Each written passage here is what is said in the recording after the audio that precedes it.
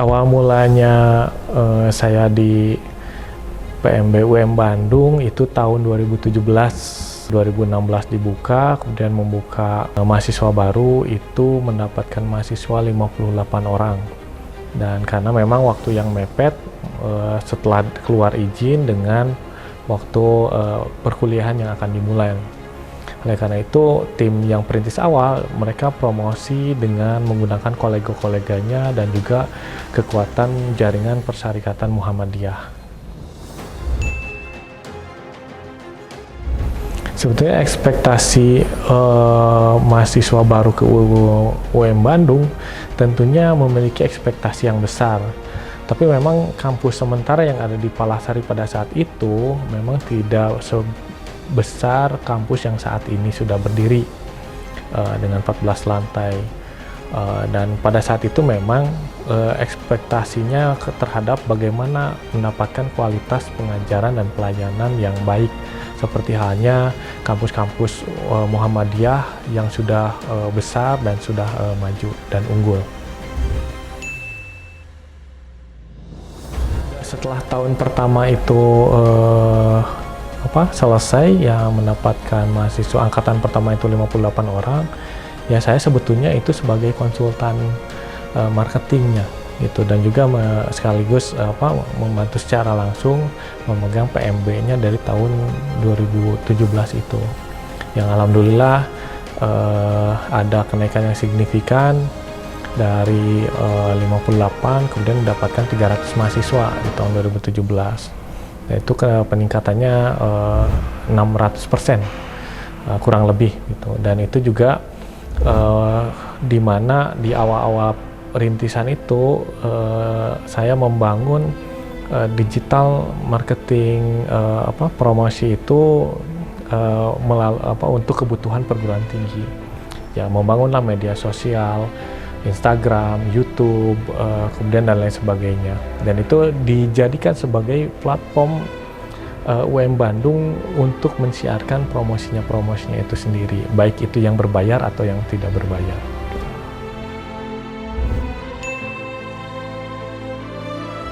Ini salah satu bentuk gebrakan yang luar biasa, respon dari yang lain terhadap UM Bandung ketika kemunculannya hadir, kemudian bisa menggebrak pangsa pasar, sarangnya kampus-kampus elit, kampus yang keren gitu. Dan UM Bandung, Muhammadiyah berani memasang UM Bandung sebagai kampus unggulannya untuk menjadikan amal usaha di bidang pendidikan tinggi. Ya, pekan orientasi mahasiswa baru atau yang disingkat dengan Personamu itu adalah rintisan para dosen UM Bandung pada saat itu, khususnya para kaprodi yang euforia juga dengan mahasiswa yang mulai animo mahasiswa yang mulai muncul, sehingga Personamu itu juga salah satu bentuk apresiatif pasivitas ketika mendapatkan yang mendedikasikan bahwa dia mau kuliah di UM Bandung. Itu juga sampai hari ini namanya juga Personamu. Makanya itu nama Personamu itu dari rintisan rekan-rekan dosen dan para kaprodi pada saat itu. Oke, yang pertama tentunya UM Bandung ketika pindah ke Soekarno-Hatta itu kan secara ada penggabungan antara STI Muhammadiyah Bandung dengan STI Muhammadiyah Bandung. Ya memang secara grafik tahun ke tahun kita terus menaik ya. Dan 2019 kita mulai menggunakan gedung yang baru, dikalkulasikan kita memiliki mahasiswa baru pada saat itu kurang lebih 700 orang lah, 700-an orang. Nah memang puncaknya 2020 kita bisa menuai hasil apa yang sudah diinvestasikan dalam promosi sebelumnya gitu. Apa yang diinvestasikan ya dalam produk-produk digital gitu. Jadi 2017, 18, 19 berinvestasi promosi itu dalam bentuk jangka yang cukup panjang, dan 2020 kita mendapatkan mahasiswa yang banyak, kurang lebih 2000 mahasiswa, karena pada saat 2020 mulai pandemi dan sekolah tutup, kemudian akses mulai dibatas, kita sudah membangun digital marketing yang sudah kuat. Sehingga UM Bandung dengan mudahnya mendapatkan mahasiswa sebanyak 2.000 itu gitu. Jadi dasarnya kita sudah meletakkan basic promotion itu dalam bentuk digital. Ketika pandemi, kampus yang tidak siap dengan digital, maka dia akan kerepotan mengenai promosi pencarian mahasiswa barunya. Nah, UM Bandung justru keuntungan di situ. Ketika orang lain tidak banyak yang menggunakan itu, karena di Bandung mungkin tidak banyak yang menggunakan AdSense dan lain sebagainya, Ads dan seperti itu, maka UM Bandung sudah menggunakan itu. Kita mendapatkan keuntungan dari pandemi itu. Seperti hanya banyak rumah sakit yang sebenarnya kolaps atau saya setengah mati gitu ketika pandemi COVID, orang-orang COVID mencari rumah sakit, maka rumah sakit itu menjadi untung gitu karena pandemi itu. UM Bandung merasakan bahwa ketika pandemi kita diuntungkan dengan situasi pandemi itu. Kenapa? Karena kita sudah memiliki pasar atau market di digital itu sendiri. Gitu. Pendidikan hari ini S2 itu seperti halnya S1, S3 sepertinya orang yang kuliah di S2 banyak peminatnya sebetulnya. Nah, makanya S1 itu menjadi satu jenjang pendidikan wajib saja gitu. Oleh karena itu memang perguruan tinggi harus siap menyediakan fasilitas pendidikan yang baik. Sebetulnya promosi yang pertama itu adalah bentuk pelayanan. Jadi pelayanan bagus, kemudian mungkin akreditasi bagus dan lain sebagainya, itu adalah modal untuk bisa memberikan promosi dasar awal kepada lingkungan yang ada di dalamnya dulu. Membangun komunikasi yang bagus di luar, membranding sesuatu hal yang positif, yang diinginkan agar orang itu melek terhadap apa yang kita sajikan gitu. Ya, kalau kita menyajikannya produknya adalah kampus, kita akan menyajikan kepada pasar-pasar yang diinginkan gitu. Satu, anak muda gitu, orang misalnya kita adalah kampus yang kreatif gitu, maka ya konten-konten kreatif itu yang akan kita sajikan sehingga nanti ada klik kesamaan dengan klien yang ingin direkrut itu. Maka dari itu ingin membesarkan kampus itu, visi dalam memajukan kampusnya itu dengan berbagai aspek dan tentunya memahami pasar yang ingin diinginkan itu. Ya, manual promosi itu tetap kita harus menggunakan karena kita tidak bisa menghindari orang-orang yang tidak melek digital. Jadi kalau sasaran kita digital, ya orang-orang yang melek digital lagi. Tapi ketika ada sebagian masyarakat yang mungkin belum effort terhadap digital itu sendiri, maka promosi manual itu dilakukan tentunya dengan dengan momentum-momentum tertentu.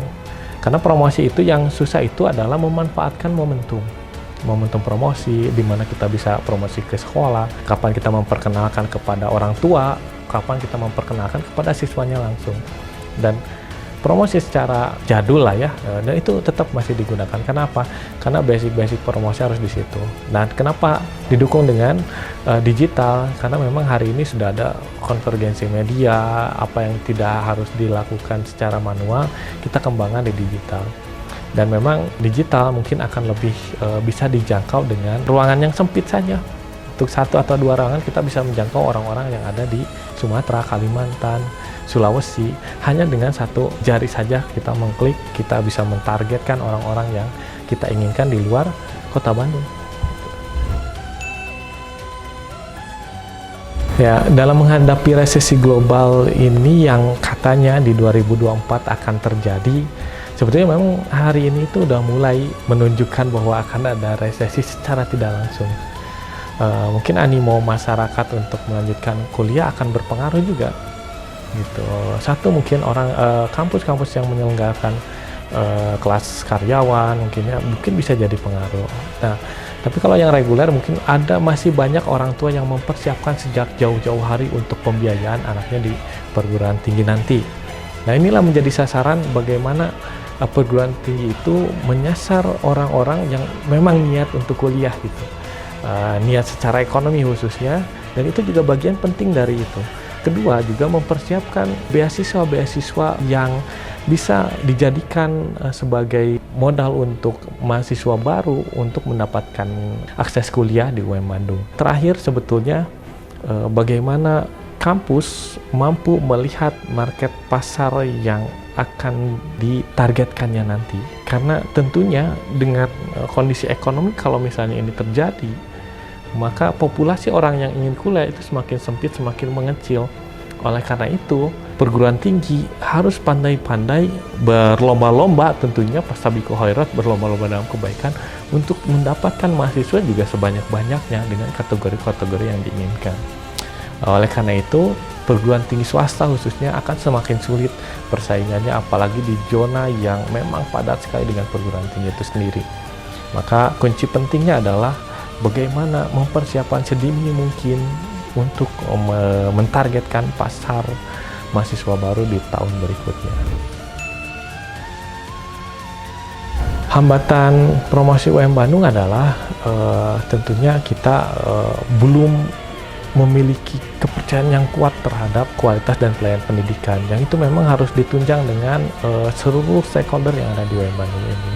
Dan oleh karena itu, kunci membangun perguruan tinggi sederhana, bekerja sama-sama dan sama-sama bekerja untuk kemajuan bersama.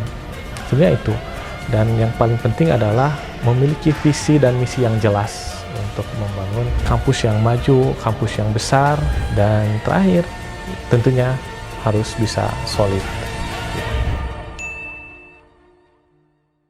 Yang pertama ya inner promosi. Inner promosi itu promosi ke dalam dulu. Jadi membangun promosi yang baik di lingkungan sivitasnya dulu, yang kemudian ini akan menjadi modal penting untuk membangun promosi keluar gitu. Bagaimana mempromosikan bahwa kapal ini bagus kalau misalnya saya yang duduk di kapal itu merasa bahwa ini kapalnya jelek gitu. Jadi membenahi kapal yang ada di dalam, layar mana yang tidak berkembang, kemudian kayu apa yang akan menjadi rusak, apa yang bisa ditambahkan, itu dibenahi dan kemudian kita bisa melapisi itu untuk menjadikan promosi keluar menjadi lebih baik, bahwa ini adalah kapal yang terbaik untuk kalian yang ingin menaiki kapal ini gitu. Analoginya seperti itu. Universitas Muhammadiyah Bandung bagi saya adalah cita-cita bersama masyarakat Jawa Barat, khususnya warga Muhammadiyah yang ingin memiliki kampus besar di Jawa Barat, khususnya di Kota Bandung, karena juga ini berpuluh-puluh tahun diwacanakan. Ketika kini sudah hadir, ini adalah harapan besar bagaimana Bandung memiliki kampus Muhammadiyah yang besar seperti halnya kampus-kampus yang lain yang sudah berdiri sebelumnya dan sudah menjadi unggul.